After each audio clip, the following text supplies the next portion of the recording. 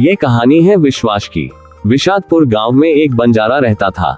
बंजारे के पास एक घोड़ा था। घोड़ा बहुत तेज तर्रार और लंबा चौड़ा था। एक बार की बात है, बंजारा अपने घोड़े पर बैठकर अपने मित्र से मिलने बहुत दूर किसी गांव में जा रहा था। वहां तक पहुंचने का रास्ता जंगल के बीच से होकर गुजरता था। जंगल में बहुत सारे चोर, डाकू और लुटेरे रहा करते थे। जंगली जानवर का भय तो अलग से हुआ करता था। बंजारा घोड़े के ऊपर बैठकर अपने मार्ग के लिए निकल चुका था। जंगल के बीचों बीच उसे अचानक एक तालाब दिखाई दिया। उसने सोचा चलकर थोड़ा पानी पीता हूँ और घोड़े को भी पानी पिला दूंगा।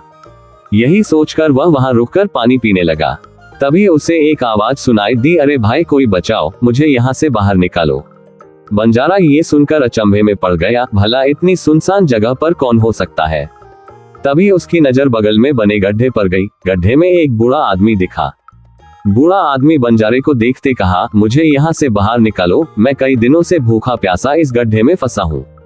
बंजारे को उस बूढ़े आदमी पर दया आ गई। उसने उसे उस गड्ढे से बाहर निकाला। बूढ़ा आदमी उसे धन्यवाद कहते हुए कहा कि आज तुम्हारी वजह से मैं यहाँ जिंदा खड़ा हूँ।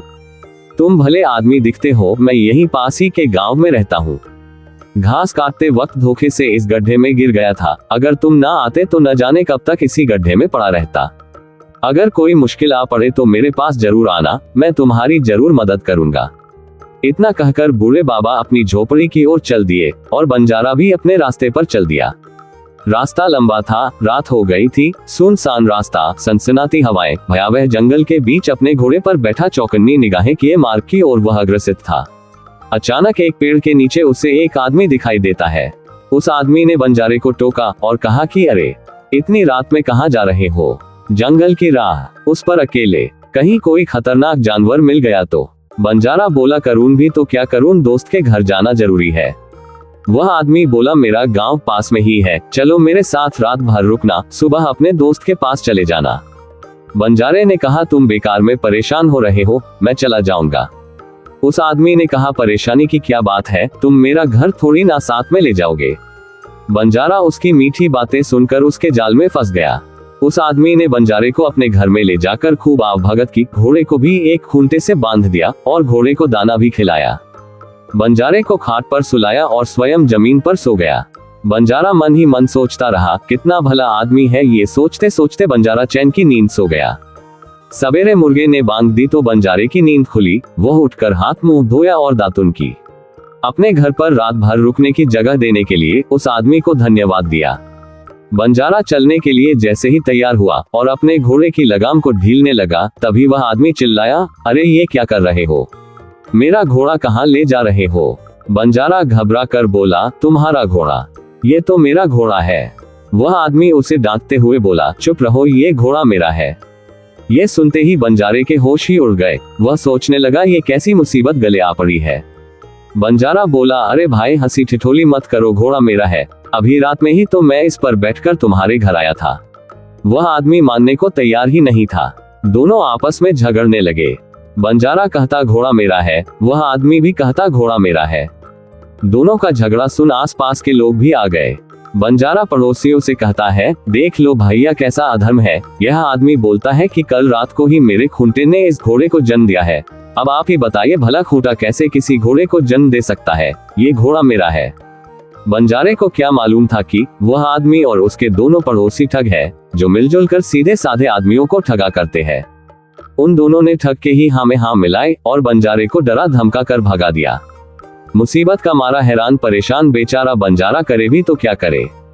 बंजारे को तभी बूढ़े बाबा की याद आई। वह जंगल में तालाब के पास बूढ़े बाबा की झोपड़ी को खोजते हुए पहुंचा। बंजारे ने बूढ़े बाबा को आवाज लगाई। बंजारे की आवाज सुनकर बाबा अपनी झोपड़ी से झट से बाहर निकल आए। बाबा ने कहा, अरे बंजारे भाई कैसे हो।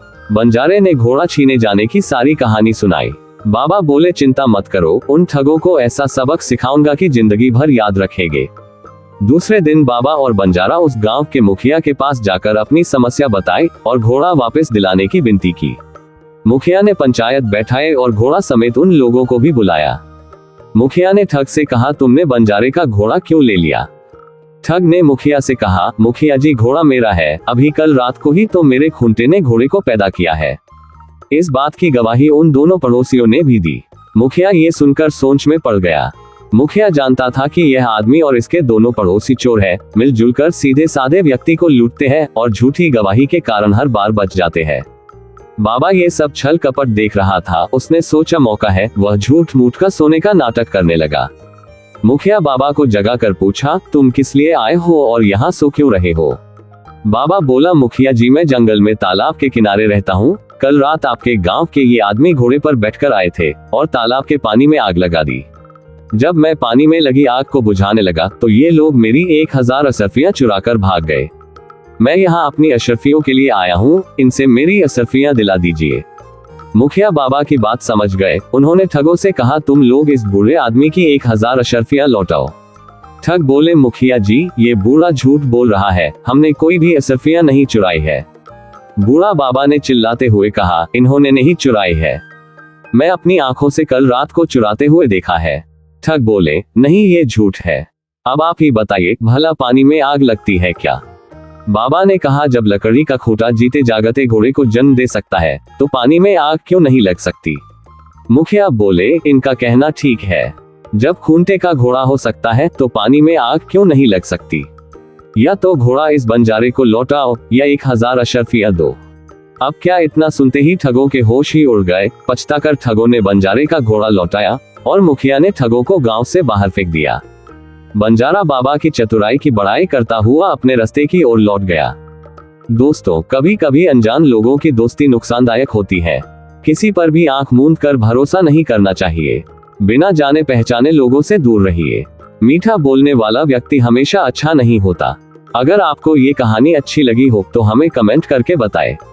आपके द्वारा किए गए अच्छे कमेंट्स हमें मोटिवेट करते हैं और हम आपके लिए आपके जीवन का मार्गदर्शन करने के लिए ऐसी ही प्रेरणादायक कहानियां लाते रहेंगे।